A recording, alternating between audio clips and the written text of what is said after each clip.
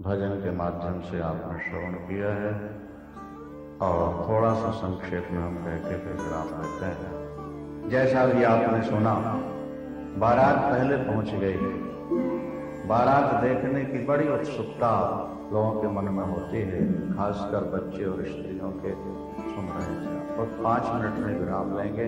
पार्वती मंगल है, आप सबका मंगल हो और पार्वती मंगल की सेवा आप अपनी भावनानुसार करेंगे। बोलो शंकर भगवान की। ध्यान दीजिए थोड़ा बात पर। शिव पुराण में लिखा है कि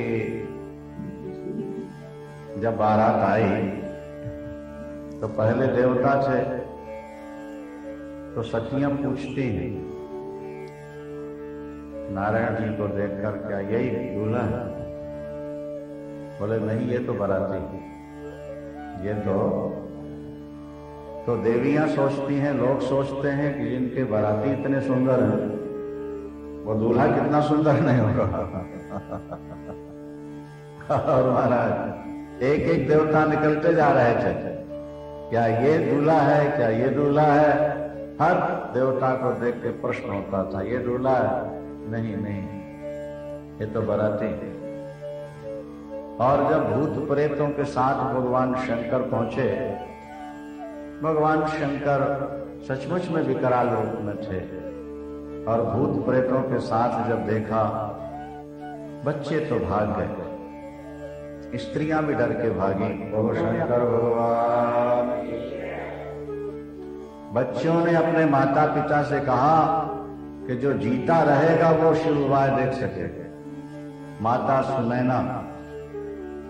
सुनैना और मैना परीक्षण करने आई थी। परीक्षण माने परीक्षण होता है। दरवाजे पर माता दामाद की आरती करते हैं ना, उसका नाम है परीक्षण। परीक्षण का मतलब परीक्षण, परीक्षण है, देख लो अभी कन्या के अनुरूप है या नहीं। और जब भगवान शंकर को देखा तो महाराज लिखा है कि वो जो थाली लिए थी ना आरती की, वो नीचे गिर गई, और जल का पात्र था वो भी लुढ़क गया और भागी। भगवान शंकर वापिस लौट रहे हैं। किसी ने पूछा कि ससुराल में ये तो बड़ा अपमान हुआ है आपको देखते ही उन्होंने थाली फेंक दी, झाड़ी फेंक दी और भाग गई। तो भगवान ने, शंकर ने कहा, तो थाली उन्होंने इसलिए फेंक दी कि चंद्रमा देख के सोचा कि इसकी लाइट के सामने इसकी कोई कीमत नहीं, इसलिए फेंक दिया होगा। और गंगा को देख करके झाड़ी भी फेंक दी होगी। यहाँ का यही रीति रिवाज होगा। बोलो शंकर भगवान। बोले बाबा, भोले बाबा संसार को ये संकेत देते हैं कि विषम परिस्थिति में भी जीवन का निर्वाह कैसे किया जा सकता। ये हमारा सूत्र है, शास्त्र कहते हैं, समझो जरा। जो व्यक्ति परिस्थितियों को मन के अनुरूप बनाना चाहेगा वो सदा दुखी रहेगा। फिर से सुन लीजिए दोबारा। जो व्यक्ति घर की परिस्थिति को मन के अनुरूप बनाना चाहेगा वो सदा दुखी रहेगा, और जो चतुर व्यक्ति परिस्थिति के अनुरूप मन को ढाल लेगा वो सदा सुखी। वो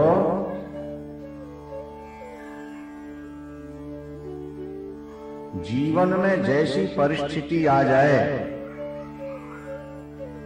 बारात देखने के लिए बच्चे आ गए हैं, जरा संभालो, शंकर की बारात है ना। हर हर महादेव शंभो,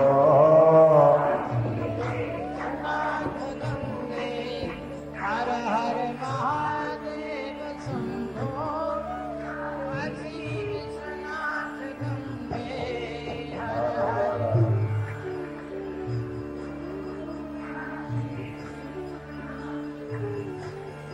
काशी विश्वनाथ गंगे, काशी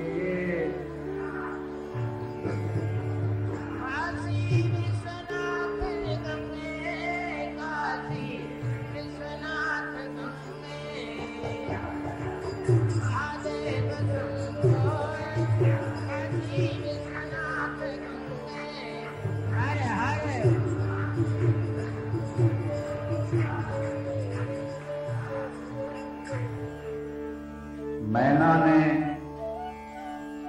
पार्वती जी से कहा, अरे दुष्ट बुद्धि बेटी, तूने ऐसे पति के लिए तप किया है?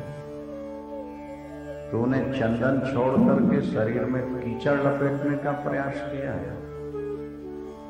तूने हीरा फेंक कर कांच को गले लगाना चाहा? तूने सिंह को छोड़ करके श्यार का वर्ण करना चाहा? मैं तेरे टुकड़े टुकड़े कर दूंगी। मैं छलांग मार दूंगी समुद्र में।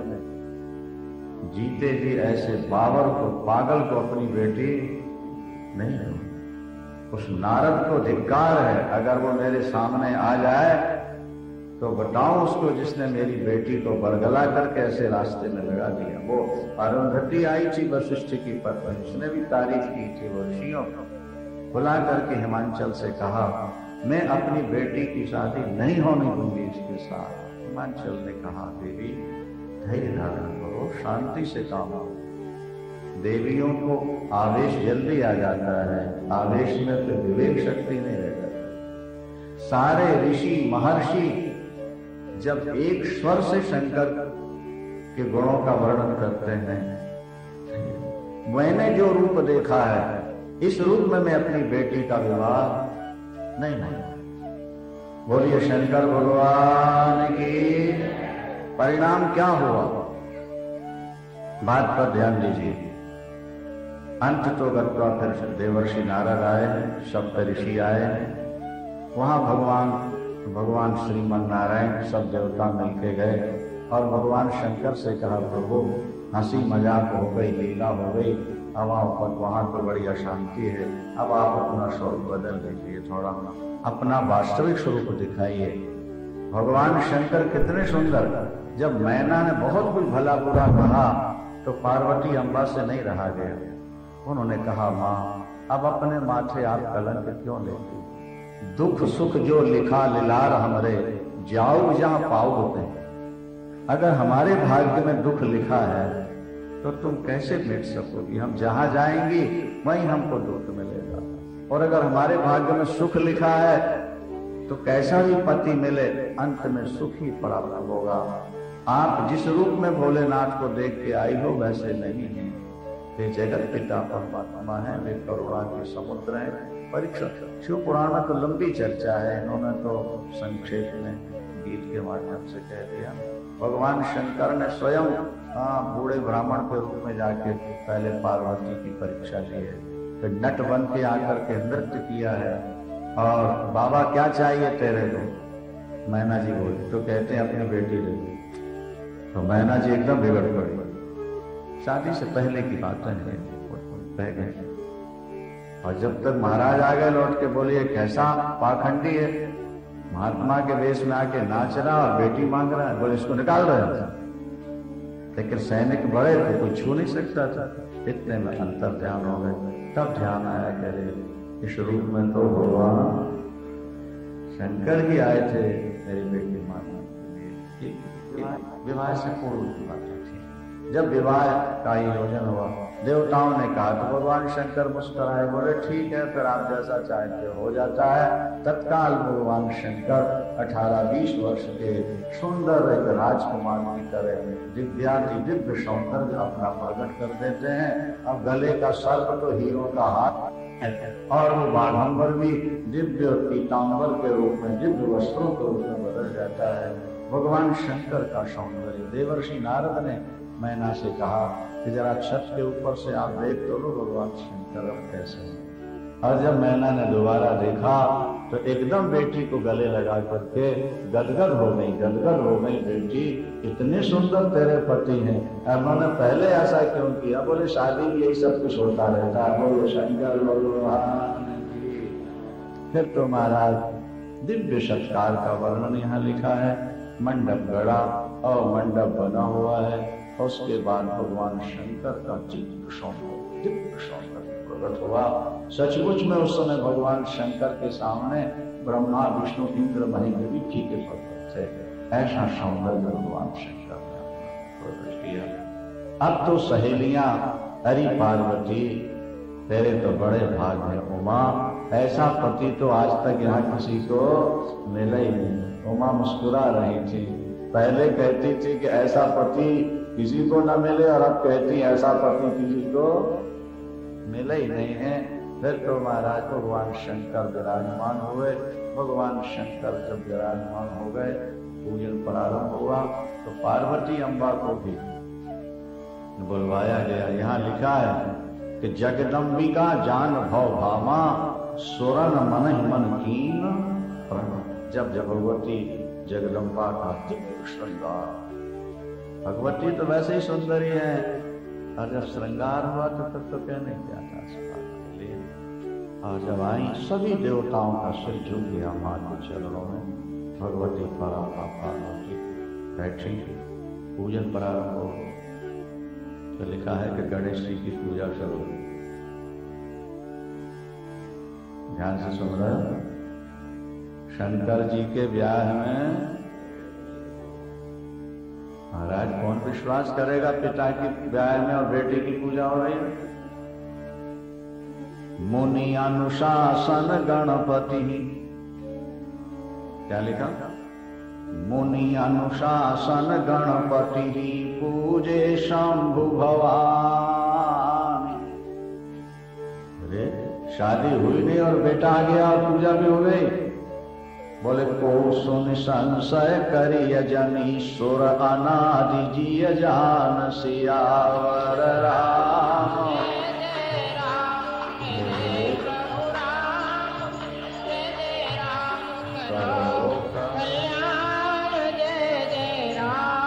बोलो शंकर भगवान की।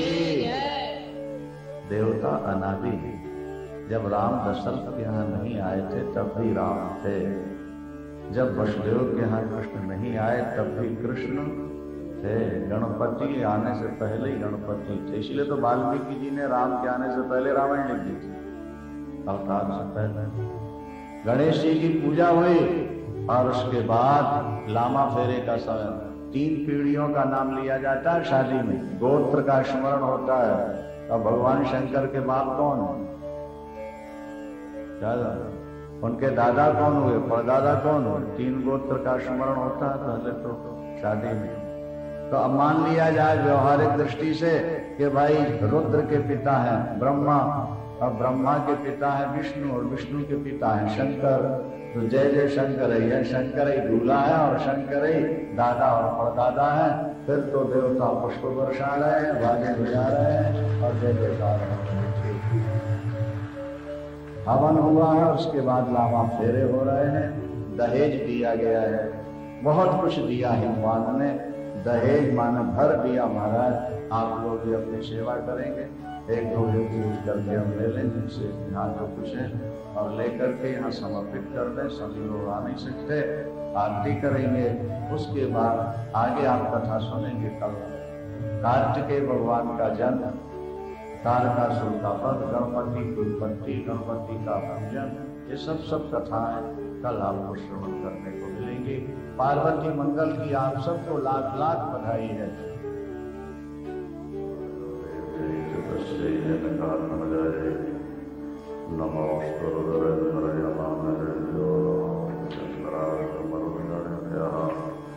ओम नमः चरण कमल नमः भक्त जन मानस निवासाय श्री रामचंद्राय विश्व सर्व विसर्गादि नवलक्षण लक्षितम् श्री कृष्णाक्षं परम धाम नमामि तत्। नारायणं नमस्कृत्य नरं चैव नरोत्तमं देवीं सरस्वतीं व्यासं ततो जयमुदीरयेत्। गुरुर्ब्रह्मा गुरुर्विष्णुर्गुरुर्देवो महेश्वरः गुरु साक्षात् परब्रह्म तस्मै श्री गुरुवे नमः। अखण्डमण्डलाकारं व्याप्तं येन चराचरं तत्पदं दर्शितं येन तस्मै श्री गुरुवे नमः। तस्मै श्री गुरुवे नमः।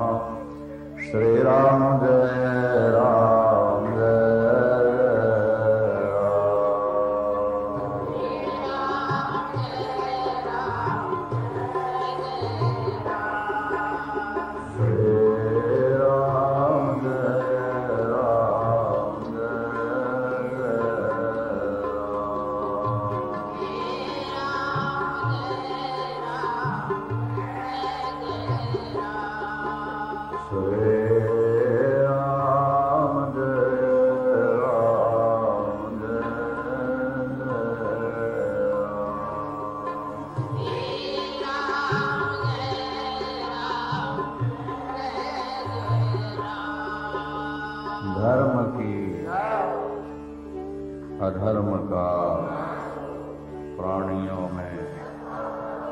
विश्व का गोहत्या गौ माता हर हर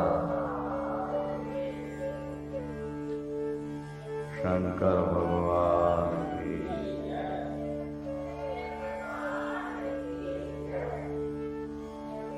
पार्वती मंगल पराम्बा भगवती महामाया का शिव के साथ संबंध हो। हमारी आपकी बुद्धि भी पार्वती ही है। जब बुद्धि का संयोग शिव के साथ होता है तो संसार का मंगल होता है। शिव है ज्ञान और पार्वती है बुद्धि। बुद्धि से ज्ञान का जब संबंध होता है तो कार्तिकेय की उत्पत्ति होती है। कार्तिकेय षणमुख है, 6 मुख वाला। षट संपत्ति कहलाती है। ज्ञान को प्राप्त करने के लिए 6 संपत्ति हुई। साम दाम उपरति तितिक्षा श्रद्धा और समाधान। साम दाम उपरति तितिक्षा श्रद्धा और समाधान, इसको षट संपत्ति कहते हैं। मन को सम बना के रखना, समता में रखना, और दम माने इंद्रियों का दमन करना। उपरति माने विषयों से मन का उपराम हो जाना, हटना। तितिक्षा जीवन में जो दुख सुख आए उनको सहन करने की शक्ति होना चाहिए। श्रद्धा गुरुमुख से जो निकल गया वो ब्रह्म वाक्य। और समाधान, मन में कोई संशय नहीं। जीवन आपका कीमती है, बहुमूल्य है। छोटी छोटी बातों में जो आप असंतुलित हो जाते हैं, टेंशन में आ जाते हैं, उससे आपका बहुत सारा समय बर्बाद हुआ। ये मानव जीवन की घड़ियां कीमती हैं। समस्याएं तो आएंगी और चली जाएंगी, लेकिन थोड़ा ध्यान रखो, संतुलन बना के रखो, मानसिक संतुलन बिगड़ने न पाए। कहते हैं अनेक वर्षों बाद जब किसी स्त्री को गर्भ रहता है और डॉक्टर ने जरा डरवा दे उसको, बेड रेस्ट, तो फिर बेचारी बेड में पड़ी रही। उठती है धीरे से, चलती है धीरे से, वजन उठाती नहीं, कहीं दौड़ती नहीं, कहीं जाती नहीं। कितना प्यार है उसको अपने बच्चे से, मां बनने की कितनी खुशी है कि वो सोच सोच के कदम उठा रहा है। इसी तरह जब संत कहते हैं कि तुम्हें ऐसा जीवन बिताना चाहिए, परमात्मा मिल जाएगा, तो फिर तुम्हारा जीवन भी वैसा ही होना चाहिए। उस जीवन में ज्यादा उद्वेग नहीं हो, तनाव नहीं हो, व्यर्थ की बातें नहीं हो, तब साधन पथ पर आपका मन बढ़ेगा। देखो, मान लोगे तो कल्याण हो जाएगा, नहीं मानोगे तो बाद में पछताना। क्षमा बुझ गई तो महफिल में रंग आया, और जिंदगी गुजर गई तब जीने का ढंग आया। ये जवानी में कुछ कर लो, जितना हो सकता है तब। नहीं समझ? बद्रीनाथ चलना है, गंगोत्री चलना है, यमुनोत्री जाना है। बोले घर का काम निपटा लें, फिर जो घर के काम के लायक नहीं रहेंगे तब चलेंगे। सवाल यह है कि जब तुम घर के लायक नहीं रहोगे तो वहां 18 किलोमीटर 14 किलोमीटर चलने लायक रह जाओगे बच्चों, नहीं है बताओ। इसलिए जवानी में जो बन सके कर लो जल्दी से। जोग और भोग का संयोग जवानी नहीं होता है,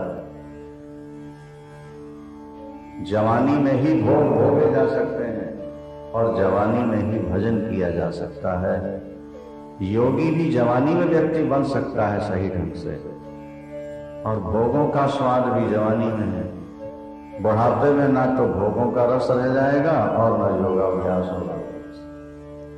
एक ही ऐसी अवस्था है बीच वाली जिसमें तुम जो चाहो नहीं। और कार्तिकेय फिर तारकासुर का वध करता है।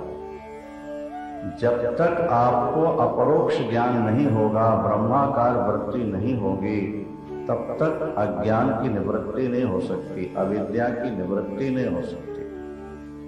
अविद्या की निवृत्ति के लिए षट संपत्ति, उसके बाद अपरोक्ष ज्ञान, तब तारकासुर इस अज्ञान की निवृत्ति।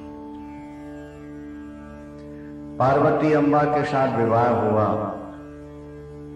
रात्रि कोहबर में ले गए, हंसी मजाक जो चलते हैं वो चले, रात्रि निवास। फिर चतुर्थी कर्म, चतुर्थी कर्म के बाद जब कहीं 4 लामा फेरे होते हैं और कहीं 7 होते हैं, दोनों पक्ष हैं शास्त्रों में। तो जब लामा फेरे हो गए महाराज, तो देवता पुष्प वर्षाए, बाजे बजाए और जयकार करते हैं। ठंडा और गर्म तार मिलकर ही जैसे अंधकार को मिटाता है प्रकाश बनकर, इसी तरह शिव और शक्ति, ये दोनों तत्व मिलकर ही संसार को चलाते हैं।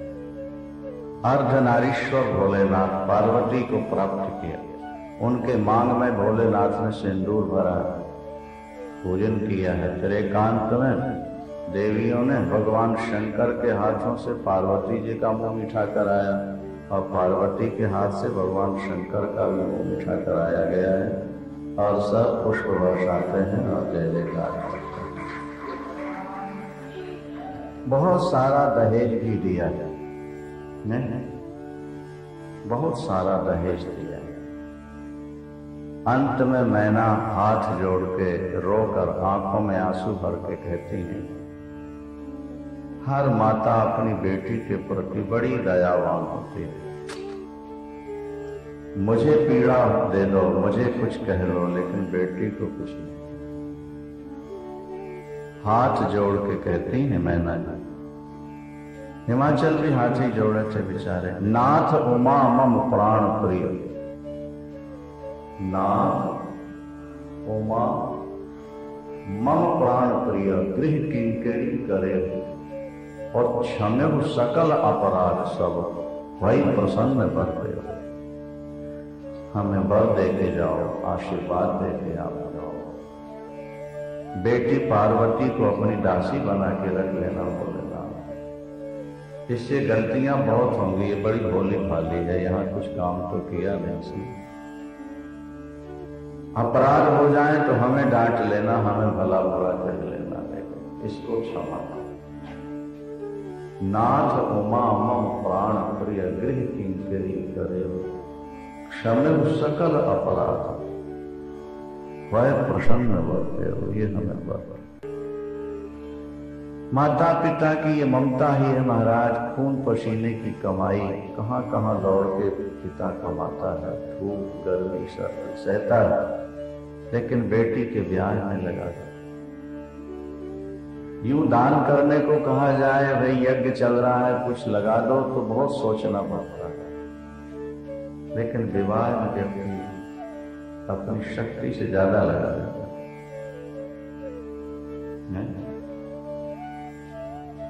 सबका सम्मान करता है, दामाद का सम्मान, उसके भाई का, पिता का, माँ का, बहन का, उसके बहनोई का, जो आते जाएं सबके सामने सिर झुकाना पड़ता है, केवल इसलिए कि मेरी बेटी सुखी है, बेटी को दुख ना हो। अब जब पार्वती अम्बा भगवान शंकर से विवाह हो गया, हिमाचल ने प्रार्थना की कि कुछ दिन और रुका जाए बारात। पहले बारातें 2-2, 4-4 दिन रही आती थी। आजकल तो बिजी लाइफ हो जाने से 4 घंटे में किया कराया और भागते हैं। नहीं, पहले तो हफ्ते हफ्ते बारातें पड़ी रहती थी। नहीं समझा, एक एक दिन करके लोग रोकते थे बारात घर वाले पड़े। उन दिनों काम कम था, उन दिनों शांति ज्यादा थी, संतोष भी था। अब जीवन भी कुछ बिजी हो गया, कुछ लोभ भी बढ़ गया, नहीं नुकसान होगा, काम भी बहुत हो गया लोगों के सामने। तो भगवान शंकर की बारात कई दिनों तक रुकी। अंत तो गत्वा भगवान श्रीमन नारायण ने फिर जोर दे करके कहा, ऋषियों ने भी कहा कि अब बारात के प्रस्थान का शुभ मुहूर्त आ गया है, इसलिए अब आपको बारात विदाई देनी चाहिए, अब आप स्वीकृति दें। हिमाचल ने कहा, जो आज्ञा। मन तो नहीं चाहता आपको भेजने का, लेकिन जैसे सबकी इच्छा है, आज्ञा है। अंदर गए, नैना से बोले, अब बेटी की तैयारी करो, विदा कर। बस नैना की आंखों से आंसू निकल पड़े। घर से बेटी को विदा करते पत्थर भी पिघल जाता है। कहते महाराज जनक बड़े ज्ञानी थे, बड़े वैरागी थे, उनको संसार से कोई अटैचमेंट नहीं था बिल्कुल। लेकिन सीता जी को जब विदा करने लगे और पिताजी पिताजी कह के जब वो गले से लिपटी, तो सिया ही बिलोक धीरता भागी, सिया ही बिलोक धीरता भागी, और रहे कहावत परम विरागी। रहे कहावत परम विरागी, लेकिन सिया ही बिलोक धीरता भाग। बेटी को गले लगा के बहुत रोए महाराज जनक, बहुत। वो कुछ दृश्य ही ऐसा होता है विदा, बेटी की विदा का। सीता जी की जब विदा हो रही तो रामायण में लिखा कि मैना तोता पाले थे जानकी जी ने, बड़े सुंदर सुंदर। तो जब सीता जी की विदाई होने लगी तो वो रोने लगे, और वो अपनी भाषा में कहते हैं, कहाँ जा रही हो, कब आओगी, हमें साथ ले चलो। शुक सारिका जानकी जाए, कनक पिंजरन राख पढ़ाए। सोने के पिंजड़े में सीता जी ने कुछ पक्षियों को, तोता मैना पाला और उनको पढ़ाया था। और जब सीता जी की विदाई होने लगी तो पक्षी कैसे रोते हैं, क्या कहते हैं? बोले, सुख सारिका जानकी जाए, सुख सारिका कनक पिंजरन राख पढ़ाए, कनक जानकी जाए, सुख सारिका कनक पिंजरन राख पढ़ाए, कनक पिंजरन। और जब सिया जी निकली घर से तो ते अब कहाँ ही कहाँ बरही, ते अब कहाँ ही कहाँ सोन धीरज परिहरण के ही, सोन धीरज। वे पूछते हैं सीता कहाँ है, सिया कहाँ गई, जानकी कहाँ है। पिंजड़े में छटपटाते हैं, यहां से वहां भागते हैं, पंख फैला के रोते हैं। गोस्वामी जी लिखते हैं कि जिनके वियोग में पक्षी रो रहे थे, उनके माता पिता का क्या हाल स्थिति है। मैना अम्बा पार्वती की विदाई के समय भी बहुत ज्यादा भावुक हो गई। हिमाचल महाराज भी रो पड़े। और जब पार्वती जी का श्रृंगार हो रहा विदाई के लिए तो उनके आंसू नहीं रुक रहे थे। लौकिक नारी का अनुसरण करती हुई सिसक सिसक के पार्वती अम्बा रो रही थी। आजकल की लड़कियां तो रोती होती कमी है, पर फिर भी विदा होते समय तो आंसू निकले यार, कितनी कठोरता, नहीं कुछ हो। प्रथम बार माता पिता भाई बंधु को छोड़ते तो सभी रो पड़ते। मैना जी ने रोते रोते ब्राह्मण पत्नी से कहा, शिक्षा दे दो बेटी को जाने से, क्या करना है ससुराल में कैसे दे। भगवती पार्वती अम्बा रो रही थी। बगल में जाकर ब्राह्मण पत्नी बैठी, सिर पर हाथ फेरा और बोले, बेटी ससुराल जा रही हो तो कुछ शिक्षा लेती जाओ। पति के साथ पत्नी को कैसा व्यवहार करना चाहिए, यहाँ बहुत लंबा प्रकरण उपदेश हम संक्षेप में आपको सुना जाता। ब्राह्मण पत्नी ने कहा, पार्वती जो नारी पतिव्रता है वो धन्य है। धन्या पतिव्रता नारी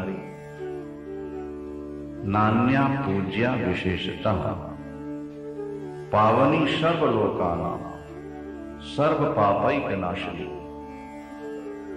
पतिव्रता नारी के शरीर में तो पाप रहते ही नहीं। पतिव्रता नारी जिसको छू दे उसके भी पाप नष्ट हो जाते। जिसको छू दे, आशीर्वाद दे दे, उसके पाप नष्ट। धन्या पतिव्रता नारी नान्या पूज्या विशेषतः पावनी सर्वलोकानां समस्त लोकों को पवित्र करने की क्षमता, सर्व पापौघ नाशिनी पाप समूहों को नष्ट कर देती है पतिव्रता। सेवते या पति प्रेमणा परमेश्वरवत् शिवे इह भुक्तान अखिलान भोगान अन्ते पत्या शिवा गतिम। जो नारी अपने पति की प्रेम से सेवा करती है, सेवते या पति प्रेमणा, प्रेम से पति की सेवा करती है, परमेश्वर बुद्धि से सेवा करती है, वो संसार में समस्त भोगों को भोगने के बाद बिना तप किए पातिव्रत्य के प्रभाव से सीधे वैकुंठ धाम शिवलोक चली जाती है। पतिव्रता नारी तीर्थासनी तु या नारी पतिपादोदकम पिबेत् तस्मिन् सर्वाणि तीर्थानि क्षेत्राणि च न संशयः। कोई नारी तीर्थ यात्रा करना चाहती है और घर में समस्या है, नहीं जा सकती, पति ने भी अनुमति नहीं दी और तीर्थ स्नान का फल चाहिए, तो वो कह रही है कि बेटी पति के चरण धो करके पी ले, नहा ले, 3 करोड़ 10,000 तीर्थ नहाने का फल तुझे घर बैठे प्राप्त हो जाएगा। तीर्थार्थनी प्रिया नारी पति पादोदकम पिबेत् तस्मिन् सर्वाणि तीर्थ। हमारा पति तो न भजन करता, न शुभ कर्म करता और गंदा काम करता रहता है, और आप कहते हो महाराज के ऐसे पति के चरण धोकर पी लो तो सब तीर्थ नहाने का फल मिलेगा। नहीं नहीं, वो दुनिया के लिए गंदा है। गाय विष्ठा भी खा ले तो गौ भक्त के लिए तो वो माता ही रहेगी। पूजा करने वाले को गोलोक तो मिलेगा मिलेगा, भले वो निष्ठा खा ले। तुलसी का पौधा भले तुलसी का पौधा है, वृक्ष है, लेकिन जिसने तुलसी को और भगवत प्रिया मान करके, हरि प्रिया मान करके पूजन किया, तुलसी पुजारी को तो वैकुंठ मिलेगा मिलेगा। तुलसी भले पेड़ बनी रहे, नहीं, पत्थर के भगवान भले पत्थर के बने 1000 वर्ष तक रखे रहे मंदिर में, लेकिन जिसने पत्थर को भगवान मान लिया वो तो शरीर छोड़ के वैकुंठ धाम जाएगा जाएगा, उसको कोई रोक नहीं सकता। पति तुम्हारा कैसा भी हो, देखो बेटी, ये पतिव्रता नारियां हैं जिनका मैं नाम गिना रही हूं। सावित्री, लोपामुद्रा, अरुंधति, सांडिली, शतरूपा, अनसुईया, लक्ष्मी, स्वधा, सती, संज्ञा, सुमति, श्रद्धा, मेना और स्वाहा। और भी हजारों नारियां हैं जिन्होंने अपने पातिव्रत के प्रभाव से ब्रह्मा विष्णु महेश को भी अपना पुत्र बना लिया। वाराह के श्राप से एक ब्राह्मण मर गया, उसको विष्णु, शंकर और ब्रह्मा भी नहीं जिला सके, लेकिन अरुंधति, अनसुईया, महाभागा, सती से जब प्रार्थना की गई और उन्होंने कहा मेरे पातिव्रत के प्रभाव से शाप मुक्त होकर ब्राह्मण जीवित हो जाए, उसी समय ब्राह्मण उठ करके बैठ गया। देवता पुष्प वर्षाए, बाजे बजाए, आगे बजाए।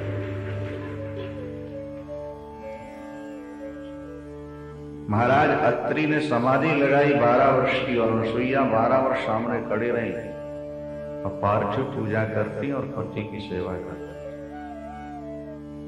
अवर्षण हो गया, वहां वर्षा नहीं हुई 12 वर्ष, सब सूख गया, सब कुछ खत्म हो गया। वो खड़ी पति की आंख खुली, कमंडल की ओर इशारा किया, देवी जल, कंठ सूखा हुआ। अनसुईया रो पड़ी। 12 वर्ष पति ने एक जल की याचना की और मैं नहीं दे पाऊंगी क्योंकि यहाँ कहीं जल नहीं है। भगवान शंकर का स्मरण किया, अगर मैंने पति को आपका रूप मान करके पति की और आपकी पूजा की है, आज पति को जल मिलना चाहिए। भगवान शंकर वही प्रकट हो गए, देवता पुष्प वर्षाए, बाजे बजाए। गंगा मैया भी आ गई साथ में। उन्होंने कहा देवी थोड़ा यहाँ जमीन खोद दो, जरा सी जमीन खोदो। जैसे जमीन खोदी बस वहीं गंगा जी प्रकट हो गई और गंगा जी प्रकट हुई, कमंडलू लेकर के जल भरा पति को दिया।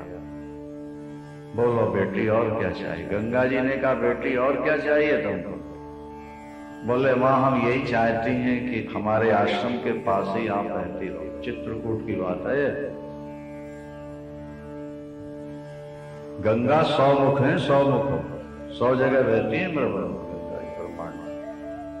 एक तो ये जो हरिद्वार से जा रही प्रयागराज होके पटना, हावड़ा, और वो जो चित्रकूट में बैठती उनका भी नाम पयस्विनी मंदाकिनी गंगा है।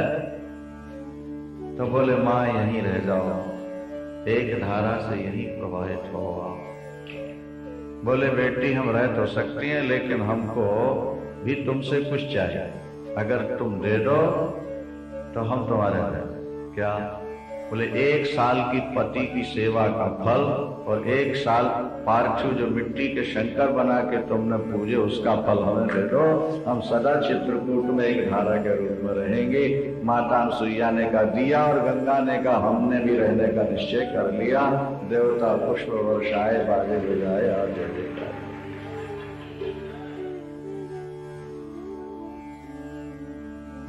पतिव्रता नारी वो है जो अपने पति की सेवा करती है। ब्रह्मा विष्णु महेश भी उस नारी का सम्मान करते हैं जो पातिव्रत का पालन करती है। पति के भोजन कर लेने पर ही भोजन करे, यहां लिखा है। पति का बचा हुआ जो जूठा है थाली, वो नारी के लिए महाप्रसाद। ठाकुर को भोग लगाकर प्रसाद पाने का जो फल है वो पति की थाली में बचा हुआ खाने का फल उस नारी को मिलेगा जो पति। और आजकल तो श्रीमती जी कैंपा कोला गिलास में मंगाती हैं, आधा पी के फिर श्रीमान को देती हैं, पी लो जरा प्रसाद है, और वो भी बड़े स्वाद से पी रहे होते। क्या समझे आप? महापाप है, महापाप, ये समझ में। पति को जूठा खिलाने वाली नारी को इतना पाप लगता है कि उसका कोई प्रायश्चित है नहीं शास्त्र। लेकिन अब आजकल तो जूठा ना खाएं ना खिलाएं तो पेट ही नहीं भरता। आज तो पेट नहीं भरा, क्यों? बोले तुम थी नहीं, आज चली गई थी काम से, तुम ना बैठो तो हो जाए। पति का बचा हुआ जो थाली का प्रसाद है वो अमृत है, अमृत बना जाए, लिखा है। यहां लिखा हुआ, उसको महाप्रसाद मानकर ग्रहण करे। पति जो दे उसको शिरोधार्य करे।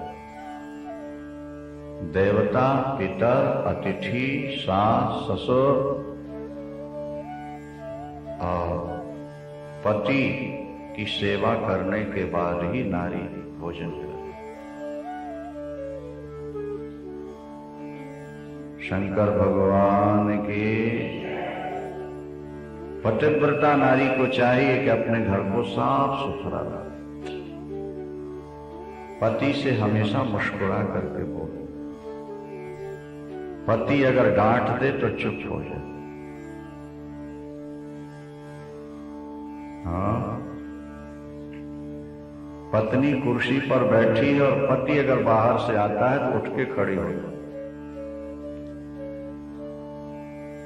ये पुराने जमाने की औरतों के लिए था ना, आजकल के लिए नहीं। बोलो वृंदावन सांचे दरबार की। अगर पति उठ के खड़ा हो गया है तो पत्नी बैठी न रहे। पत्नी की आंचल ऊंची और पति नीचे, ऐसा नहीं बैठना। नहीं तो जो तुम भजन पूजन थोड़ा बहुत कर लेती हो वो सरक जाए, खत्म हो जाए। यहां लिखा, पति नपुंसक हो गया किसी कारण से, पति गरीब हो गया, पति के शरीर में कोई रोग निकल आया, पति विक्षिप्त हो गया, पति बूढ़ा हो गया। स्त्री भिर्नहात व्यह लोके सुधिरपात की। ऐसे पति का भी पत्नी को त्याग नहीं करना चाहिए। ऐसे पति की भी सेवा प्रेमणा, बड़े प्रेम से करना चाहिए। जहां विषयों के माध्यम से प्यार है वो तो स्थायी रह नहीं सकता, लेकिन जहां धर्म के आधार पर प्यार है वो कम हो नहीं सकता। यहां लिखा है कि पतिव्रता नारी अपने पति के सामने श्रृंगारों से अलंकृत होकर के ही रहे। नहीं, अब आजकल घर में तो यूं रही आती हैं और जब कहीं जाना माना हो तो बढ़िया मेकअप कर। पति परदेश गया हो तो पत्नी को घर से बाहर अकेले नहीं जाना चाहिए। पति को खिलाकर खाना है और पति को सुलाकर बोलो, और पति के जागने से पहले जागा। भारतीय नारी का यह धर्म है। अब तो विदेशी संस्कृति आपके देश में हावी हो रही है, इसलिए गड़बड़। यहां लिखा है कि जो स्त्री पति के कुछ कहने पर क्रोधपूर्वक कठोर उत्तर देती है, आगे जाके गांव की कुतिया बनती है और निर्जन वन में श्यारण बन करके पैदा हो। सगाल की पत्नी श्यारण।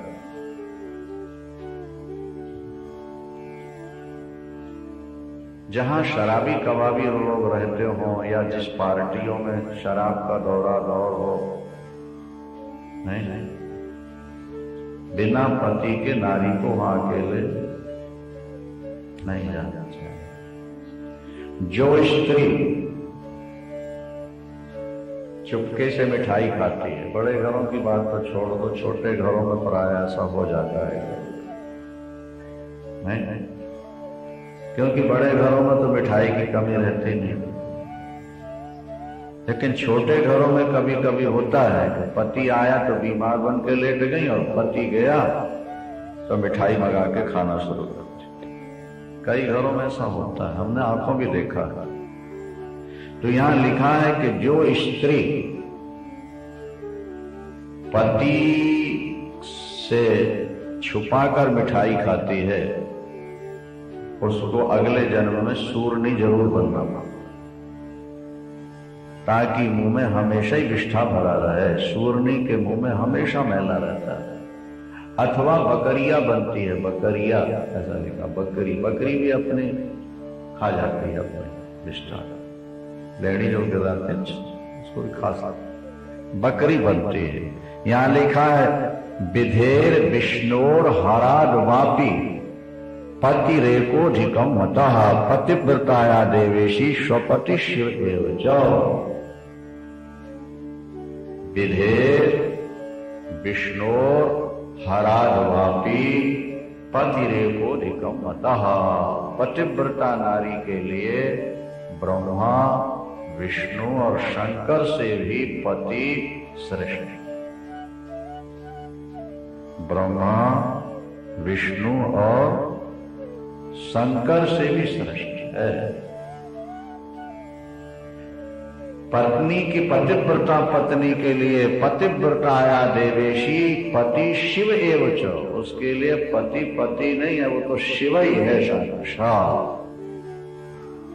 भर्ता देवो गुरुर्भर्ता धर्म तीर्थ व्रतानि च तस्मात् सर्वं परित्यज्य पतिरेकं समर्चयेत्। पति ही उसका देवता है, पति ही उसका गुरु है, पति ही उसका धर्म है, पति ही उसका व्रत है। एक ही धर्म एक व्रत नेमा, एक ही धर्म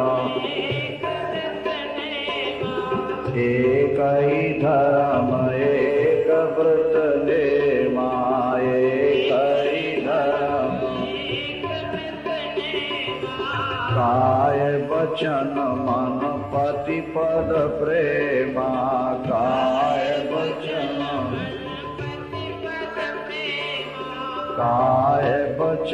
मन पति पद प्रेमा, काय वचन मन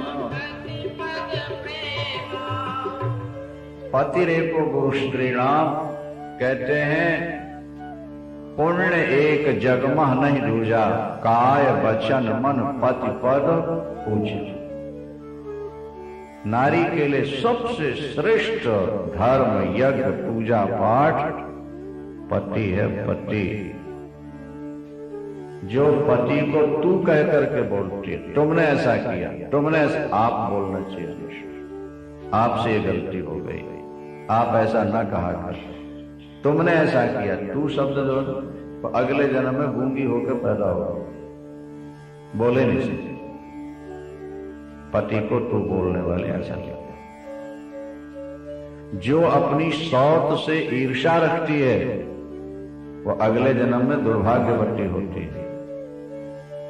जो अपने पति की आंख बचाकर दूसरों से प्यार करती है वो अगले जन्म में कानी हो या टेढ़े मुंह वाली हो जाए, या कुरूपा होकर के पैदा हो। पतिहीन जो नारी है वो स्नान करने पर भी अपवित्र ही रहती है। उस नारी के पिता धन्य, उस नारी की मां धन्य, उस नारी का पति धन्य जिस नारी ने जीवन में पातिव्रत्य का पालन कर लिया। जिस नारी ने पातिव्रत्य का पालन कर लिया उसके पति की 3 पीढ़ियां, पिता की 3 पीढ़ियां और मां की 3 पीढ़ियां सीधे वैकुंठ जाएंगी, उनको कोई रोक नहीं सकता। जो नारी अपने पति की सेवा करती, पतिव्रता बन के जीती है, उसको विश्वनाथ की भक्ति प्राप्त होती है, भोले बाबा की भक्ति अनायास प्राप्त होती है और फिर वो अंत में परमात्मा को प्राप्त होता है। बड़े सुंदर श्लोक लिखे यहाँ। साधन्या जननी लोके सधन्यो जनका पिता धन्या सच पतिर्यस्यो गृहे देवी पतिव्रता। पितृवंश्या मातृवंश्या पतिवंश्याश्च त्रयस्त्रयः पतिव्रतायाः पुण्येन स्वर्गे सौख्यानि भुञ्जते। यहाँ लिखा है पतिव्रतायाश्चरणो यत्र यत्र स्पृशेद भुवम् तत्र तत्र भवेत साही पापग्नि सुपावनी। पतिव्रता नारी जहां जहां पैर रखती है वो भूमि तीर्थ बन जाती है। देवता भी वहां की धूली उठा करके अपने सिर पर रखा जाता है। भार्यामूलम गृहस्थस्य और भार्यामूलम सुखस्य च। गृहस्थ जीवन में अगर पत्नी अनुकूल मिल जाए तो गृहस्थ जीवन सार्थक है। नहीं, या तो पत्नी अनुकूल मिल जाए और नहीं तो हिमालय की गुफा मिल जाए, एक बराबर है। देखो वृंदावन शंकर भगवान की सुंदरी दरीवा, अपने यहां श्लोक आता है, स्त्री मिले सुंदरी और पतिव्रता तब तो गृहस्थ जीवन ठीक है, और नहीं मिले तो बोले फिर हिमालय की गुफा ही बढ़िया है, तो रहने लायक है। जिस घर में पति पत्नी दोनों लड़ते हैं, आंसू रोज गिरते हैं, उस घर में लक्ष्मी टिकती नहीं है। आप जरा ध्यान से सुन लेना। यहां लिखा है यथा गंगावगाहेनो शरीरम पावनम भवेतो तथा पतिव्रताम दृष्ट्वा सकलम पावनम भवेतो। जैसे गंगा नहाने से शरीर पवित्र होता है, इसी तरह पतिव्रता नारी का दर्शन कर लो तो तुम्हारा घर और जीवन भी पवित्र हो जाएगा।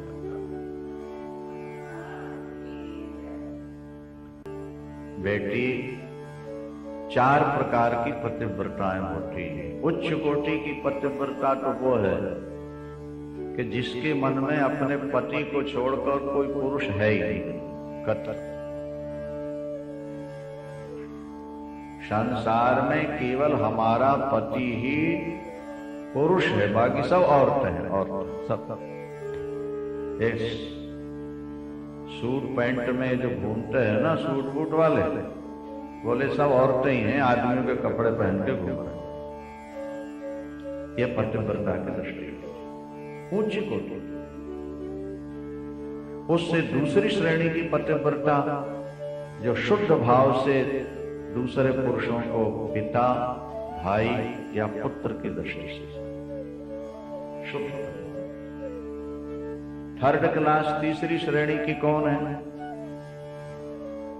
बोले जिसके मन में व्यभिचार की इच्छा तो उठती है, लेकिन हमारा धर्म नष्ट ना हो जाए, नहीं हमारी बदनामी ना हो जाए, इस भाव को लेके जो अपनी वासना को रोक लेती है। मन में गलत भाव आया, लेकिन इस भय से कि धर्म नष्ट ना हो जाए जो बची रहती है, वो कौन सी श्रेणी में चली गई? Third class. अब फोर्थ क्लास कौन सी है? चौथी। बोले वो धर्म वरम कुछ नहीं समझती, वो व्यभिचार करना चाहती है, पर पुरुष से नाता जोड़ना चाहती, लेकिन परिवार बड़ा होने से नहीं, उसको अवसर नहीं मिलता प्यार करने का, इसलिए वो बची रहती है। बोले वो चौथी पे चली गई। पार्वती से ब्राह्मण पत्नी ने कहा, बेटी ये तुम्हें उपदेश नहीं दिया गया, तुम्हारे माध्यम से सारे संसार की नारियों के लिए ये दिव्य शिक्षा है। जैसे दूध में चीनी मिलकर के अपनी शक्ल खो देती है और फीके दूध को मीठा बना देती है, फीके पानी को मीठा बना देती है, इसी तरह साधन संपन्ना पतिव्रता नारी पति के यहां जाकर मायके के सारे संस्कारों को खत्म करके पति के घर को स्वर्ग बना देती है। अपनी सेवा के द्वारा, अपनी भावना के द्वारा, अपने मधुर भाषण के द्वारा, व्यवहार के द्वारा घर को स्वर्ग बना। वो नारी धन्या धन्या धन्या धन्या। पति से वंचना करने वाली नारी रौरव नरक में जाके सड़ा करती है, अगले जन्म में विधवा हुआ करती है। ऐसे ऐसे कठोर, और पुरुष के लिए भी ये लिखा है।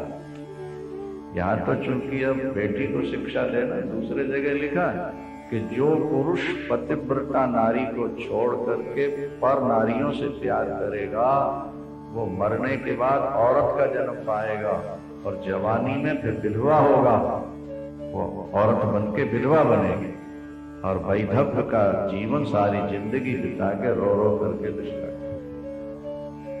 पतिव्रता नारी का घर में अपमान नहीं होना, पतिव्रता नारी को व्यर्थ सताना नहीं, उसको कष्ट देना नहीं। उसने बेचारी ने तुम पर पूरा पूरा विश्वास किया, इसलिए अपने माता पिता भाई बंधु नाते रिश्ते नाम गोत्र सब छोड़कर तुम्हारे पास आ गई है। जो सब कुछ छोड़कर तुम्हारे पास आई उसको धोखा नहीं देना, उसके साथ कोई छल कपट का व्यवहार नहीं करना। जिस घर में स्त्री का सम्मान होता है उस घर में देवता का वास होता है। मनु जी लिखते हैं यत्र नार्यस्तु पूज्यन्ते रमन्ते तत्र देवता। लेकिन नारी भी जब नारी बन के रहे तब ना पतिव्रता बन के रहे और उसका यथोचित सम्मान होता रहे। हर हर महादेव शंभो काशी विश्वनाथ गंगे हर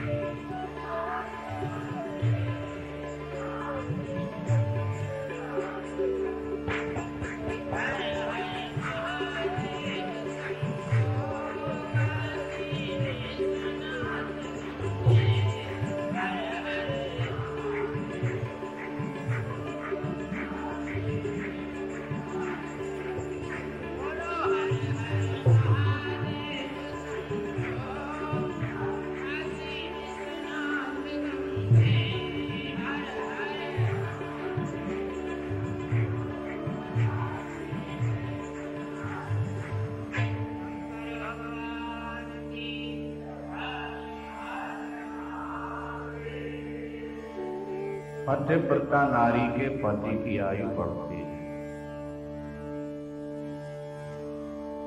उर्मिला ने लक्ष्मण जी के जाने के बाद